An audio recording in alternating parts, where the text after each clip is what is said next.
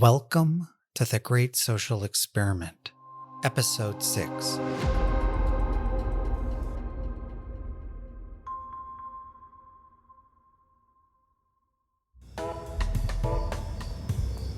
April 1961. If you were a member of the Women's Auxiliary or were a friend of someone who was, chances are you got invited to a ladies' coffee party. One of thousands across the country. There was the normal chit-chat, but the main draw, what everyone came for, was a vinyl record, the cover of which featured a handsome Hollywood actor. Woo! It wasn't a song, so when the hostess placed it on the record player, everyone gathered around in silence. My name is Ronald Reagan. I have been asked to talk on several subjects that have to do with the problems of the day.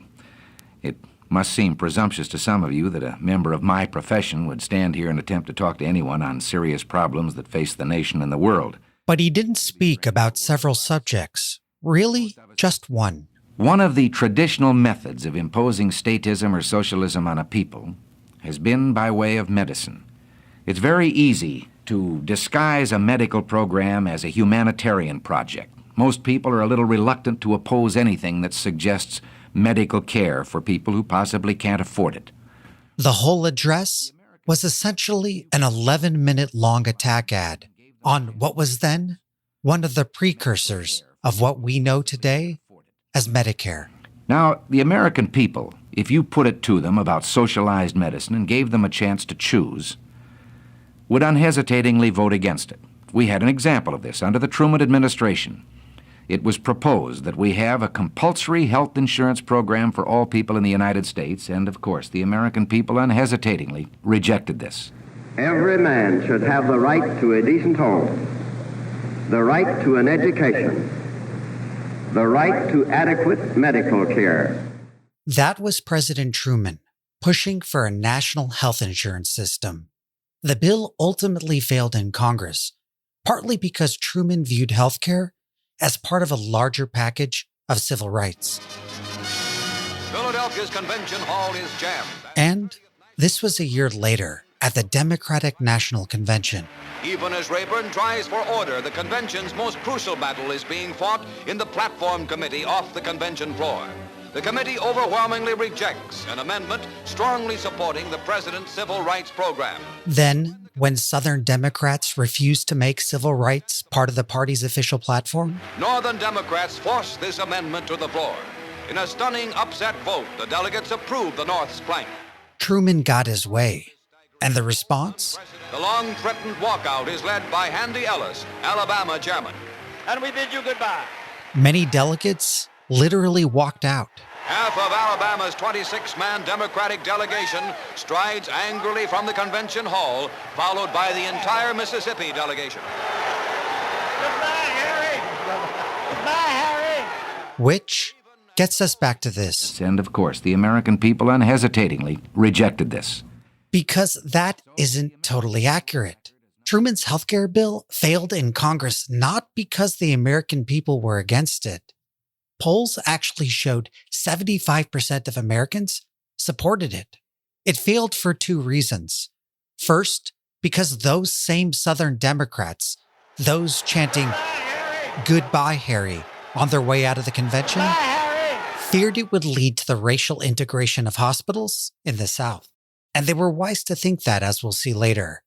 The second and bigger reason was because of the insurmountable lobbying of special interests. Their story?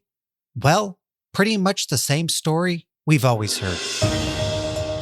The rise of socialism has never been more clear. Turn America into a socialist country. Even saying the U.S. could become the next Venezuela. That they're going to take away your benefits, they're going to take away your health care. The idea that government-guaranteed health care is just one stepping stone on the way to full-blown socialism. Socialized medicine is the keystone in the arc of the socialist state. And what ladies' coffee party could they have gotten this idea from? Well, listen.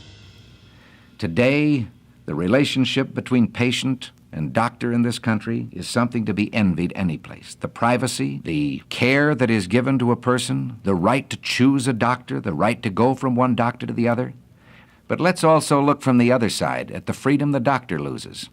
A doctor would be reluctant to say this. Well, like you, I'm only a patient, so I can say it in his behalf.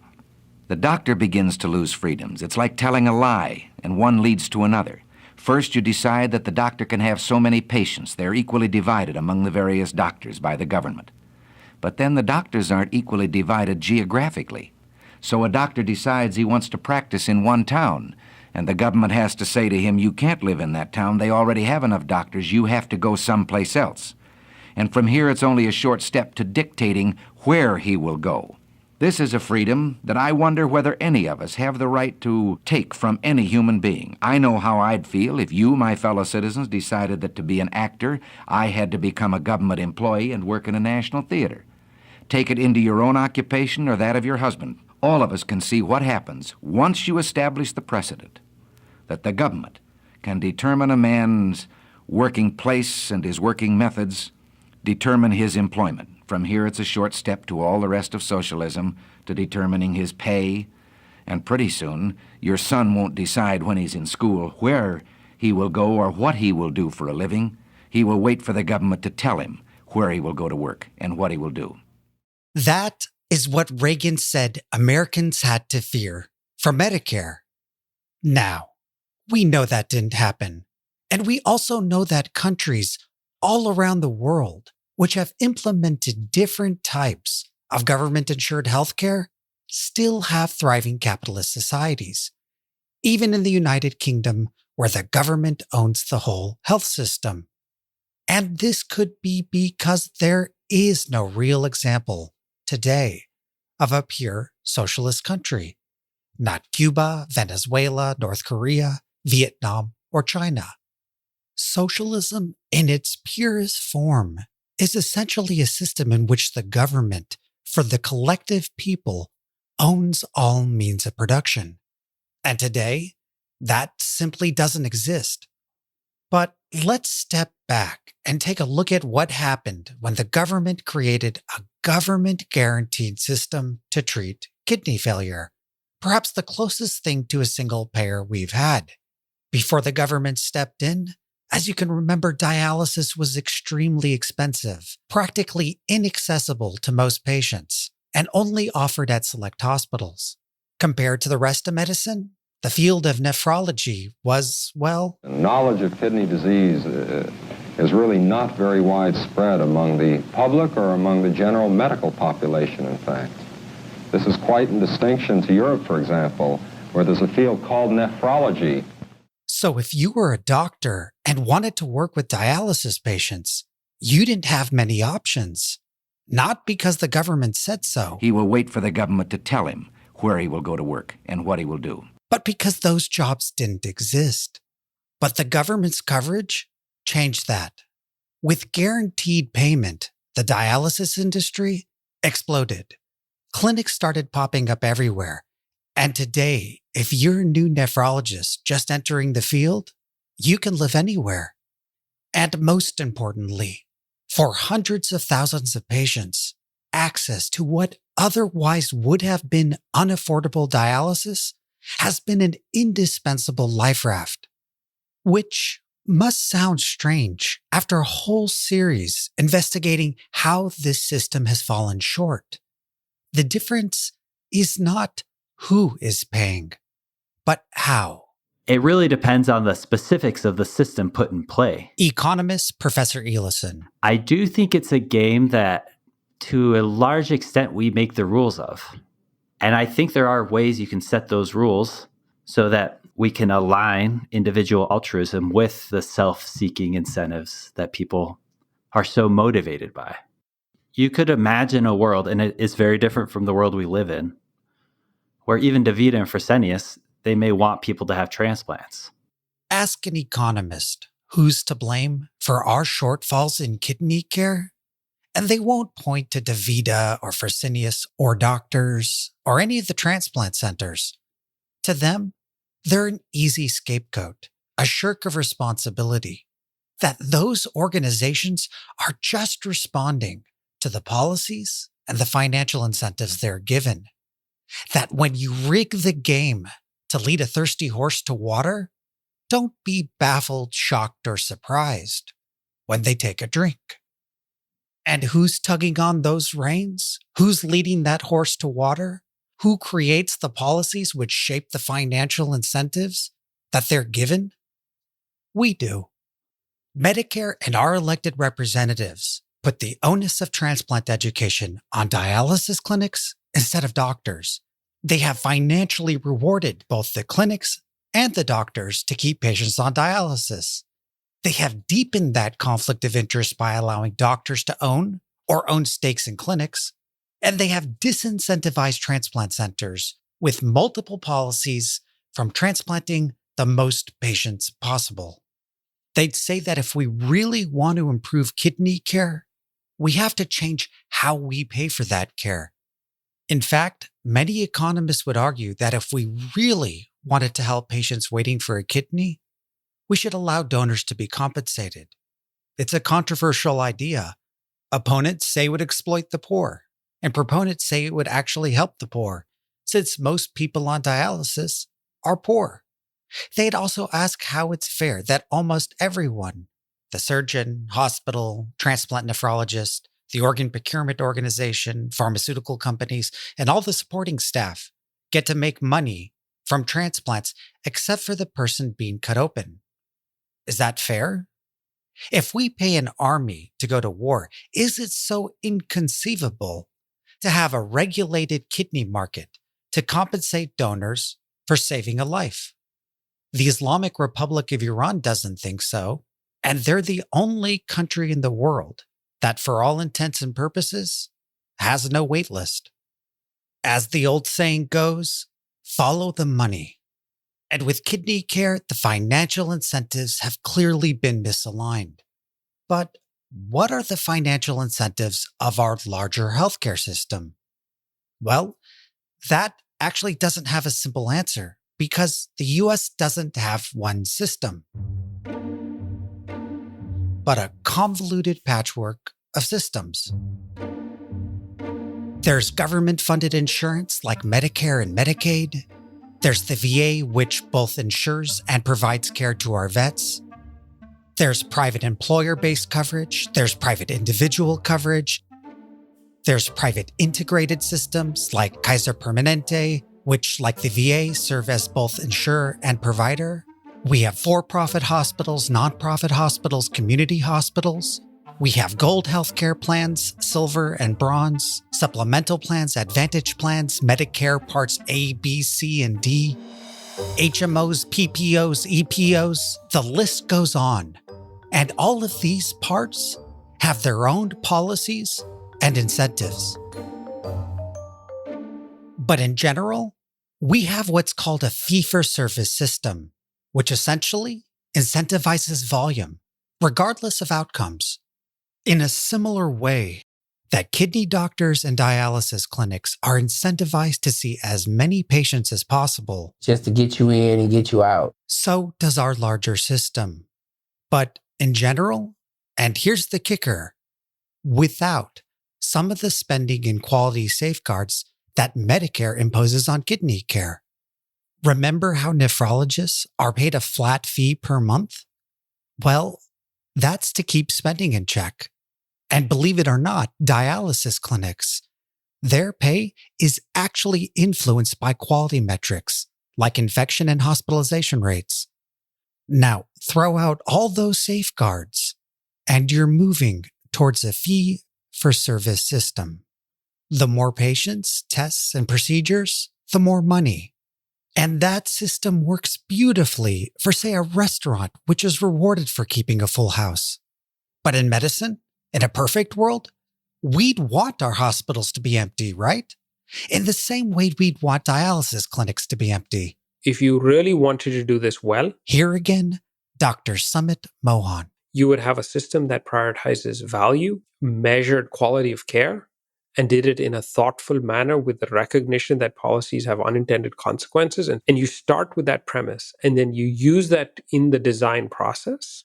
that's how you are going to get to a better healthcare system. We have to focus on value, and we have to reward good value care. Essentially, rewarding health. But good value care, the most valuable component of that, if you really want it, is you have to provide physicians the ability to spend time with patients. And frankly, the way the healthcare system is set up, you don't have the ability or the luxury of spending the time to do this with patients, right? That's why concierge medicine even exists, is because physicians are rushed and they don't have the ability to spend the time necessary to be able to fully engage with patients. And I think that is a huge part of the challenge. The way we pay for medicine doesn't incentivize health. It incentivizes volume and speed. And when you combine that with the fact that we have so many uninsured and underinsured people in our country, it starts to paint a clearer picture, at least in part, how we ended up with so many people on dialysis in the first place. Which gets us to a long-awaited question and answer that by now you've probably been wondering. And that is, what actually causes kidney failure? The most common reasons why the kidneys fail in the United States is diabetes and high blood pressure. Again, Dr. Janice Lee. It can take years to develop kidney failure. We have a term we use, chronic kidney disease. That can take years for the kidneys to worsen. How many people in the U.S. do you know? There's millions of people in the early stages of kidney disease that over time, if they live long enough, may end up on dialysis or need a transplant. 30 million people, according to the CDC, have chronic kidney disease. About 15% of U.S. adults. Their kidney function is slowly diminishing. And the scary part is that the overwhelming majority of them probably don't even know it. That's what is really important about knowing about kidney disease, is oftentimes can be asymptomatic until it's really end stage. Some people don't have symptoms until they're less than 20%, even some less than 15%. As for Lance, how long were you taking the supplement? I took it probably for a year. He had no clue the diet supplement was destroying his kidneys. Well, that's fuzzy in my mind because... And Tony, like 40 to 50% of patients, he just suddenly started feeling sick. Those good people, the EMTs took care of me. They brought me to the hospital. Doctors call this crashing into dialysis. No warning, no nothing. So much so that they stuck a catheter in my neck and gave me dialysis right away, immediately. Asymptomatic, which develops over time, but no different than most of the other leading causes of death in the United States. Cholesterol-causing heart disease, chronic lower respiratory disease, strokes, diabetes. Out of the top 10 leading causes of death in the United States, which includes kidney disease, the majority generally fall into categories that are either preventable or treatable if caught early. But American healthcare doesn't incentivize prevention or primary care. Why?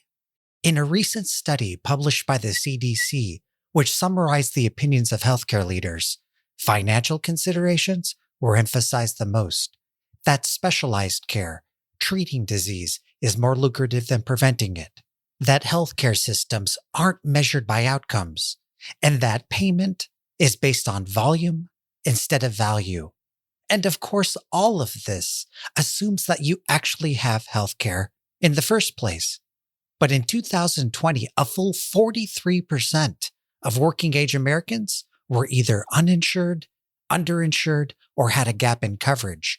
Those that were totally uninsured, disproportionately Latino and Black.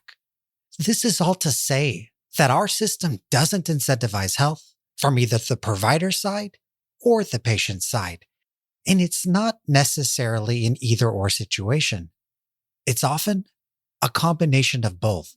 Those good people, the EMTs took care of me. They brought me to the hospital. Let's rewind his story for a minute.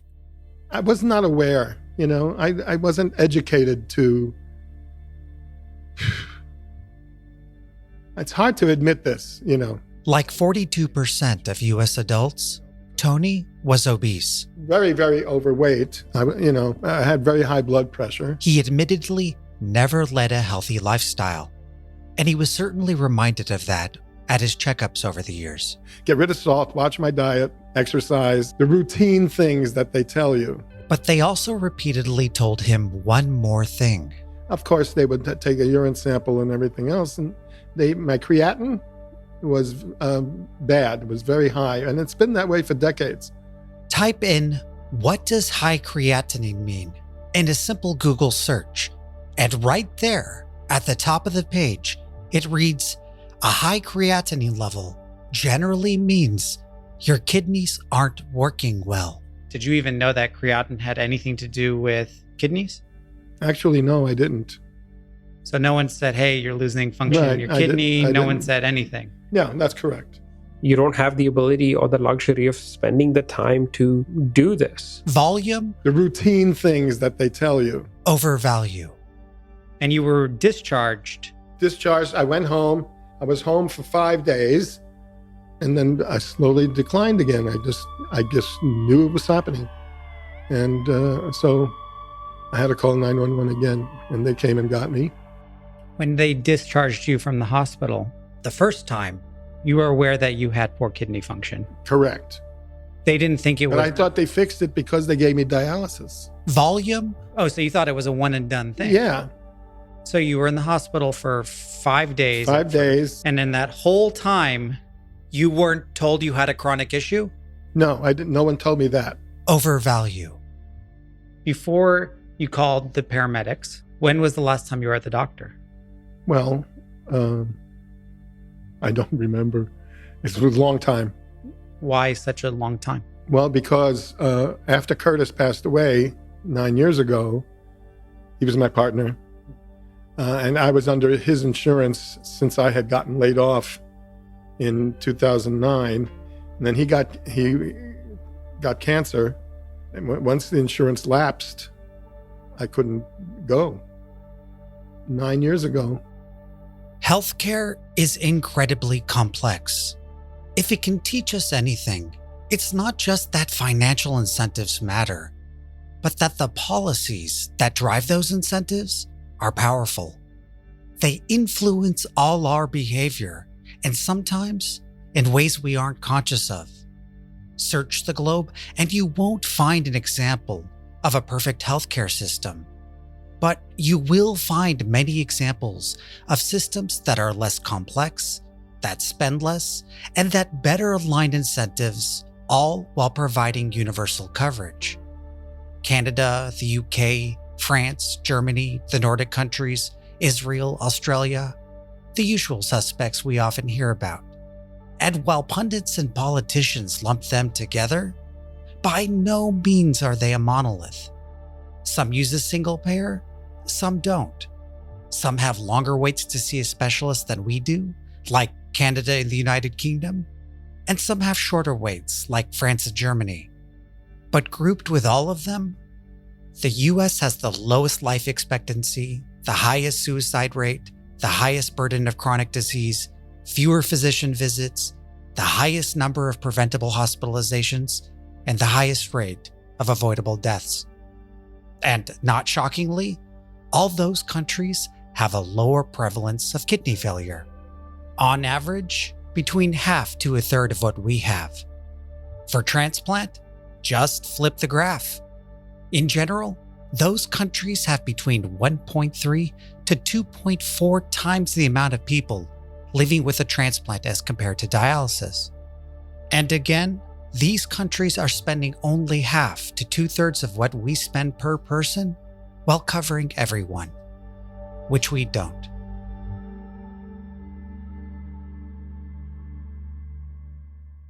So on the one hand, the government and Medicare clearly fumbled many parts of kidney care. And knowing that could lead anyone to believe that government is not the solution to our problem. Government is the problem. That when thinking about how we can improve our healthcare system, the most prudent thing to do is to keep the government out. Let the invisible hand of the free market figure it out. And on the other hand, if that were the case, why hasn't the free market already figured it out? Clearly, what we've been doing hasn't been working. And can healthcare ever really be a free market? People don't control when they get sick or get into an accident. And when you do have a medical emergency, no one has the time to do a Yelp search for the best and most affordable hospitals. And even if they did have the time, that information isn't available. And even if it was available, after everything that we've seen with kidney care and the power of financial incentives, would you really trust a healthcare system that was unregulated? We've all lay witness to an unregulated healthcare market. Patients are denied coverage because of pre-existing conditions. They go bankrupt even with coverage because of catastrophic medical costs. Heck, there was a time not too long ago that hospitals could and did deny emergency treatment even to women in labor because of a person's inability to pay. But that was ultimately rectified by the government. And who signed that into law? My name is Ronald Reagan. In fact, compared to his younger self just getting into politics, when it actually came to governing, Ronald Reagan dramatically changed his tune on government involvement in healthcare. My fellow Americans, in an ironic twist, this afternoon I'd like to spend a few moments discussing a decision I made this week. Reagan proposed the largest expansion to date, a major decision that's likely to affect virtually every family in America, of the very program. Under this proposal, Medicare itself would be amended to provide unlimited Medicare coverage. He once spoke out against. The difference between the two Reagans? The first was paid by a lobbying group when he just was getting into politics. And the second was after he was done running for office. By that point, he understood that there are some things that only the government can solve. And perhaps he had finally come to grasp with the biggest irony of the fight against socialized medicine in America.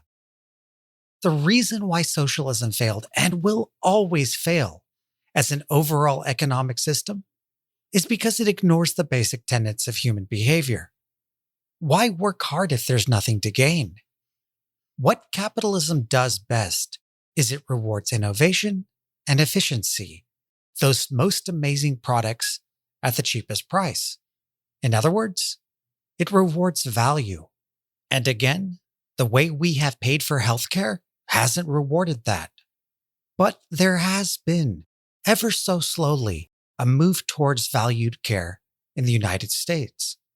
And the leader of that, not the free market or private insurance, but Medicare. We will be changing the way that we reimburse Medicare. We just saw this with kidney failure. Them to diagnose and treat patients earlier. Very important. In just the last decade, private health insurance costs per person have gone up twice as fast as the cost per person of Medicare and over 3 times as fast as the cost per person of Medicaid.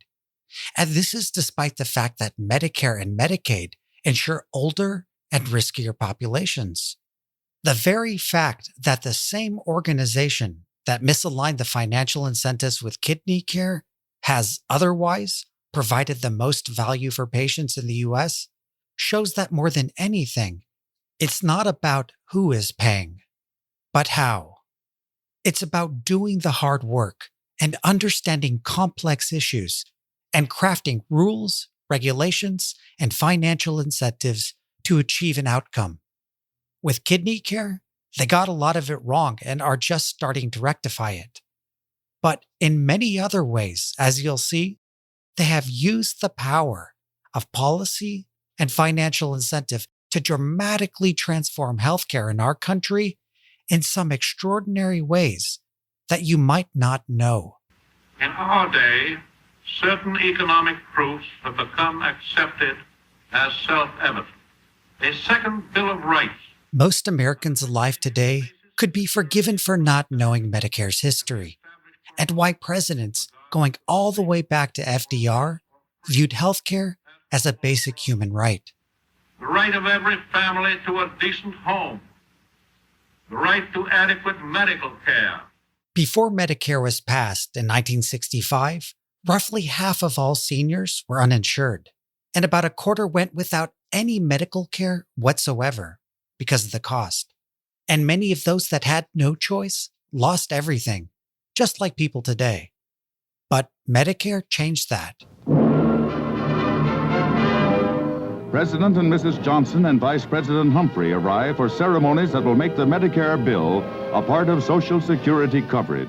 No longer will older Americans be denied the healing miracle of modern medicine.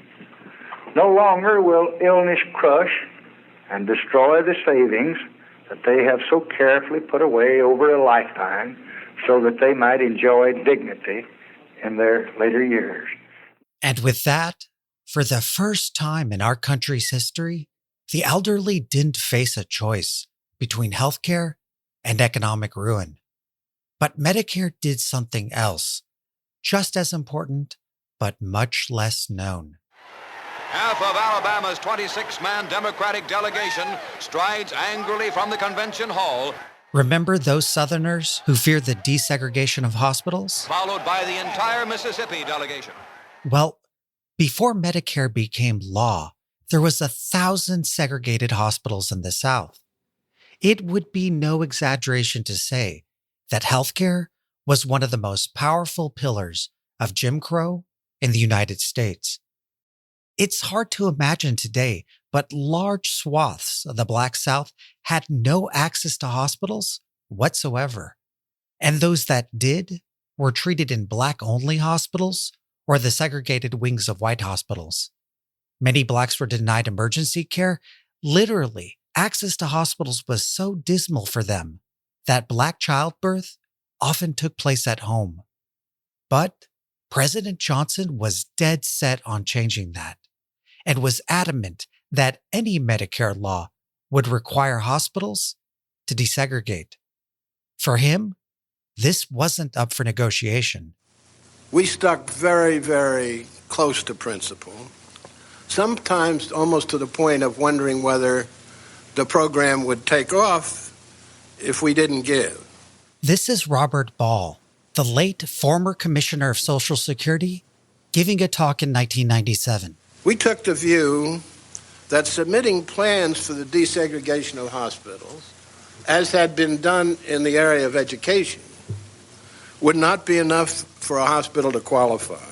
When the Supreme Court ruled in Brown versus the Board of Education that schools had to integrate, the federal government was met with massive resistance. President Eisenhower sends 500 troops of the 101st Airborne Division of the... President Eisenhower had to federalize the whole Arkansas National Guard and send in the Army to escort 9 Black school children, famously known as the Little Rock Nine, to school and to their classes.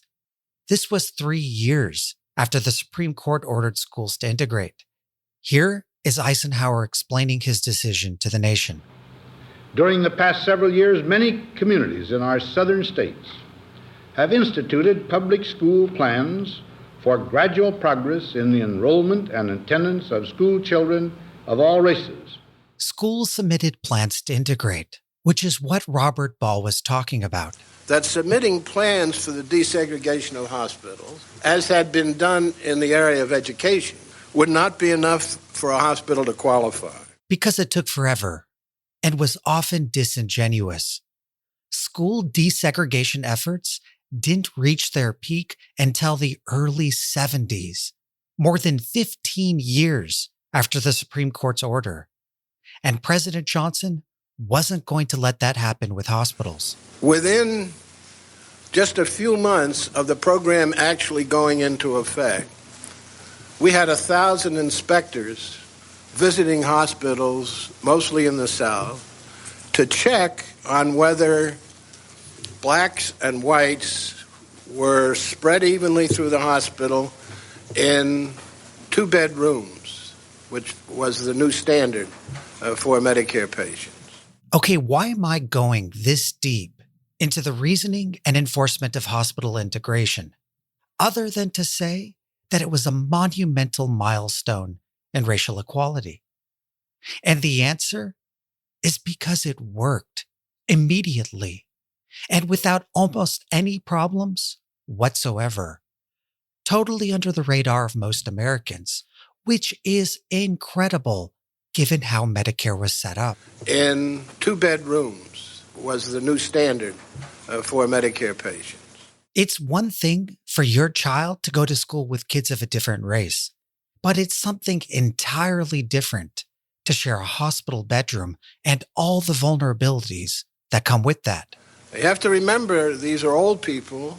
They were people almost without exception who'd grown up in strictly segregated atmosphere. We're not talking about the angry parents of kids going to newly integrated schools. We're talking about their grandparents. So then why didn't Johnson have to send in the army like Eisenhower? Everyone was deeply concerned about how people would react to hospitals putting blacks and whites in the same rooms and wards in the South. This is a 1989 interview of Joseph Califano, Johnson's top domestic policy aide, and later the Secretary of Health, Education, and Welfare. But there was such a barrel of money about to be dumped on the hospitals through Medicare that I don't think the president was ever concerned, that he thought the amounts of money involved were so enormous. And on that score, he turned out to be right. There was such a barrel of money about to be dumped on the hospitals through Medicare that the president was never concerned. Unlike schools, hospitals had a huge financial incentive to integrate. And because of that, the average distance to the nearest hospital for African Americans in the South literally plunged overnight. According to one study, in Mississippi, by 50 miles. Not only were blacks finally getting access to medical care, but the average life expectancy of all the elderly increased by 15% over the next 2 decades. The number living in poverty dropped by almost a third to 12%.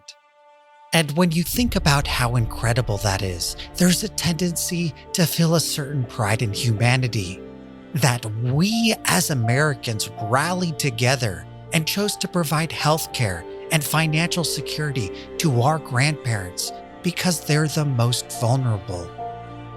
Except, sadly, that's not why they were chosen. How can you explain that with no experience in a federal health insurance plan, it was decided in the United States to choose to start the program with the elderly? Certainly the most unlikely group to start with that you could think of. They're bound to be more expensive, bound to be hospitalized more frequently, stay in longer, typically have multiple illnesses. Why did we pick that? Why not children or pregnant women and children, where obviously the payoffs would be greater over an extended lifetime and actually not much medical care is needed usually? There's only one answer.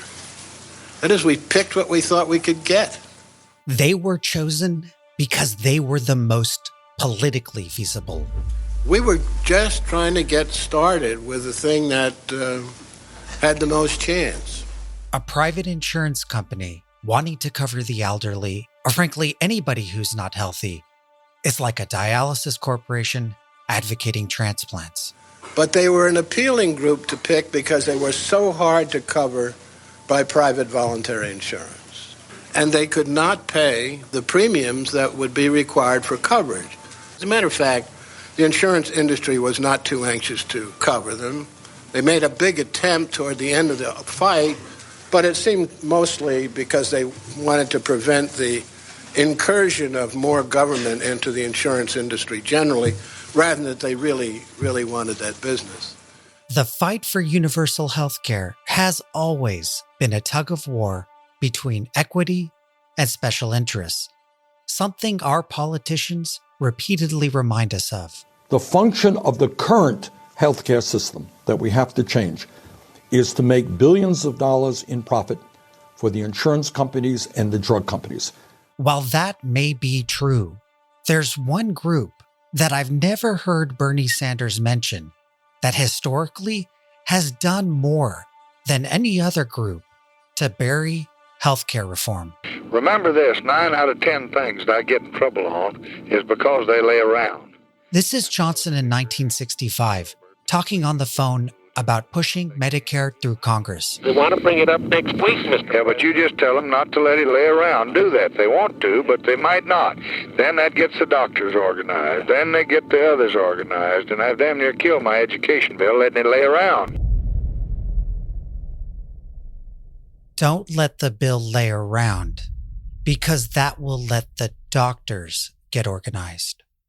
By doctors, Johnson is referring to the American Medical Association, which was and still is the largest association and lobbying group of physicians in the United States. We don't hear much about them because politically, it's easier to vilify private insurance. But if you actually look, there is no other organization since World War II that has fought more against government funding and regulation in medicine than the AMA. Listen to this journalist ask President Truman a question during a press briefing.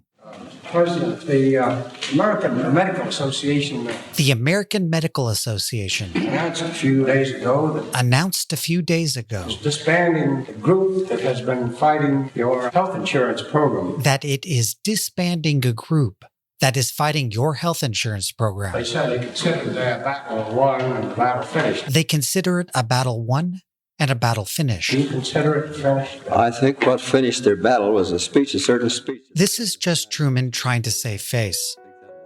His bill was finished.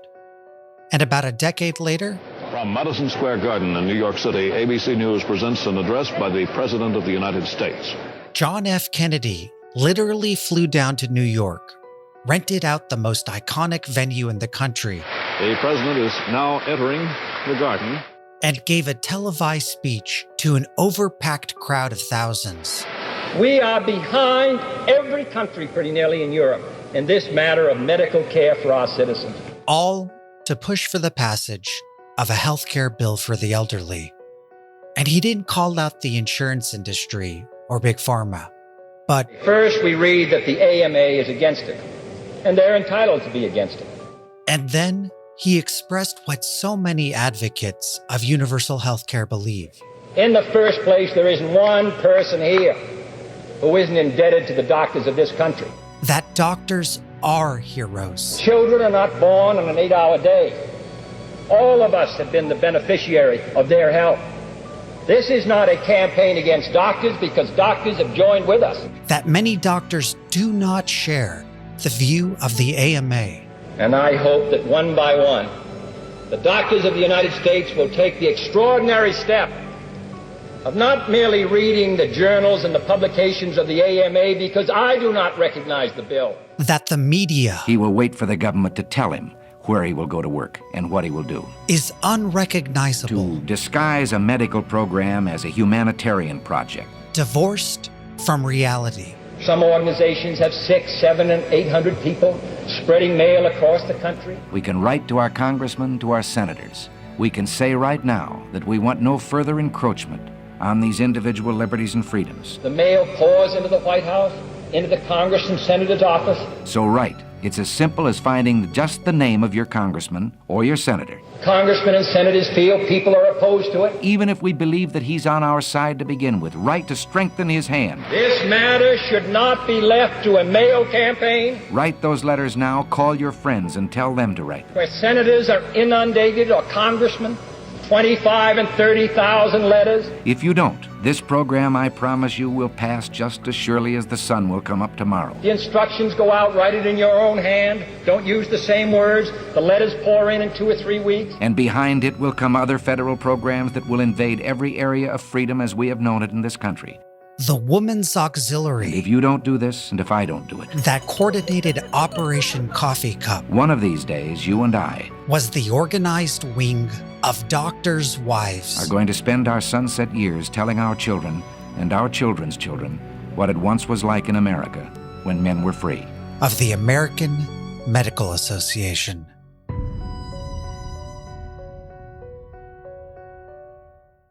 According to the Center for Responsive Politics, Over the 22-year span between 1998 and 2020, the AMA spent more on lobbying than any other organization except for two, and the most in healthcare. Now, to be clear, they're a political force not because they don't believe in universal healthcare. As doctors, they surely do. But they have fiercely resisted the government paying for it, and the financial loss that would almost surely entail. Without private payers, doctors would be left to bargain, if you could call it that, with just one customer, the government. So while doctors never really seem happy to deal with insurance companies, the two have found ways to be political allies.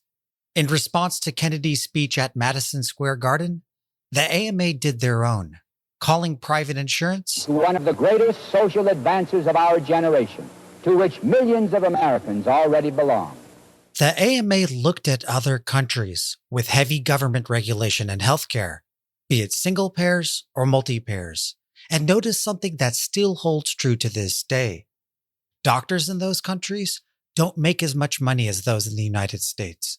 Germany, for example, has a multi-payer system, but almost 90% of its insurers are nonprofits, and the salaries of doctors are capped. Simply put, for-profit private insurance in the United States reimburses doctors more than the government. And of course, the same holds true for hospitals and pharmaceutical companies too. And all of this is underpinned by our fee-for-service system.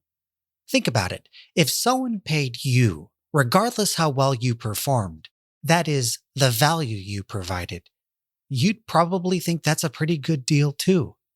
The last thing you'd want is for the government to step in and regulate it. So we have a system that doesn't incentivize quality, a culture that rewards volume and speed and unnecessary tests.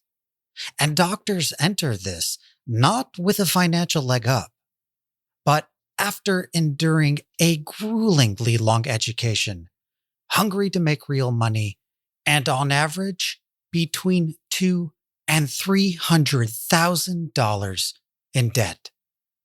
I mean, what could go wrong? On the one hand, our country faces a healthcare crisis of cost, access, and quality of care. And on the other, none of the private players, and I mean none, have a financial incentive to solve it.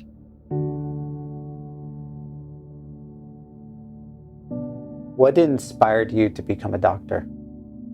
Since I was probably 6 or 7 years old, I wanted to be a doctor, and I was intrigued with science in school.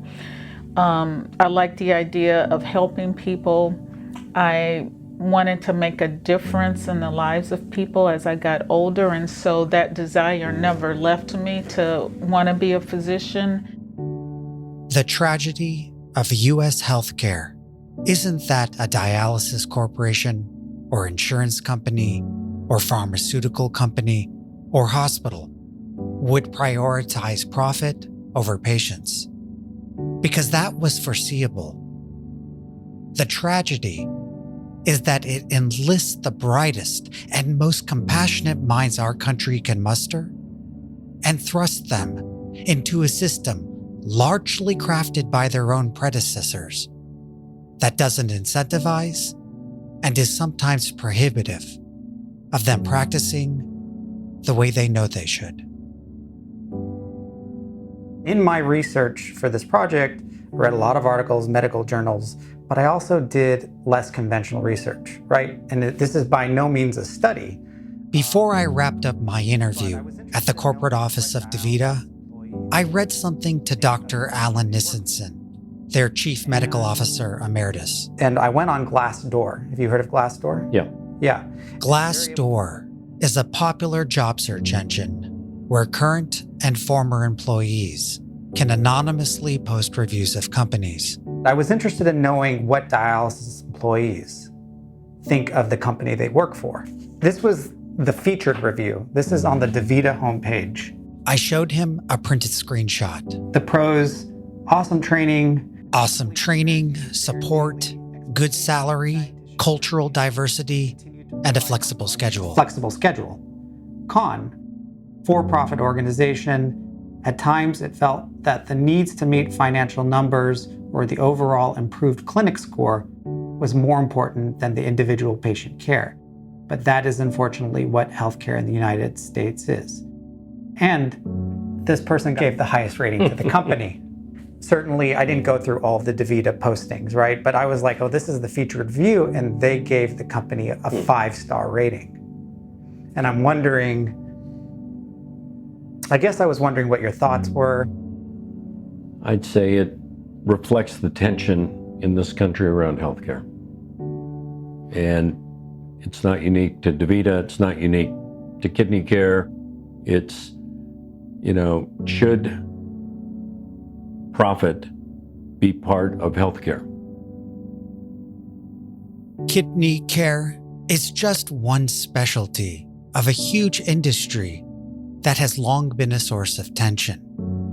But tension is only created when two forces are pulling in opposite directions.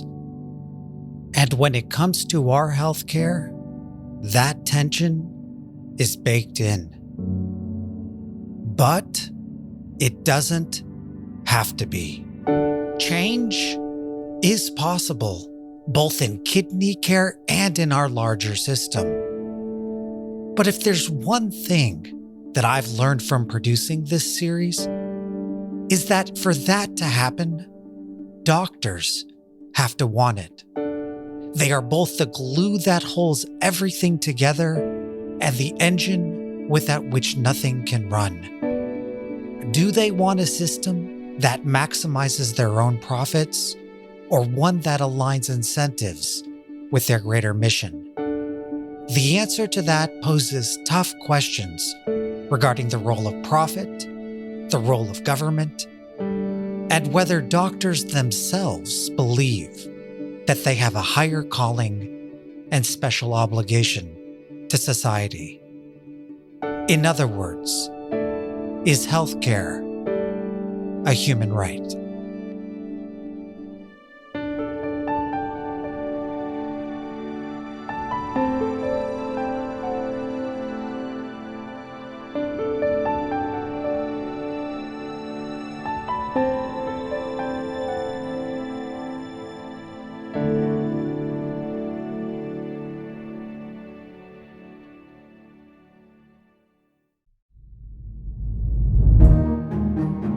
The Great Social Experiment was created, produced, and edited by me, David Chrisman.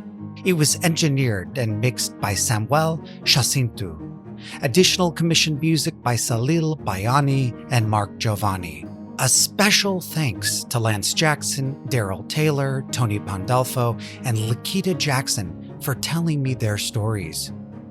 And to the experts, Professor Rachel Patzer and Dr. Janice Lee of Emory University, Dr. Sumit Mohan of Columbia University, Professor Paul Elison of Brigham Young University, Dr. Alan Nissenson of DaVita, and dialysis technician Emmanuel Gonzalez. A big thanks to the experts you didn't hear, Doctors Leslie Spry and Velma Scantleberry, Senior Health Researcher Rosa Tikkanen and the Commonwealth Fund, Professor Frank Sloan of Duke University, dialysis nurse Steve Belcher, transplant patient Mikey Hahn, and Harvey Meisel of the Living Kidney Donor Network. I am unbelievably grateful to Professor Susan Seeger and law students Roxanne Marcus, Jenna Cowan, Jesse Wang, and Christine Keverkova at the Press Freedom Project of the University of California Irvine Law School for vetting this series. Also, to Shelley Rosenfeld, Daniel Clone, Jason Kramer, Lisa Boland, and Matt Mulchaney for their help. And to my parents and brother, Joel, Cheryl, and Jared Chrisman for their many, many listens and notes. If you'd like this series, please share it, subscribe, and leave a review. And if you want to support my work, or you're a patient in need of resources, or just want to learn more, please visit thegreatsocialexperiment.net. That's thegreatsocialexperiment.net. Thanks.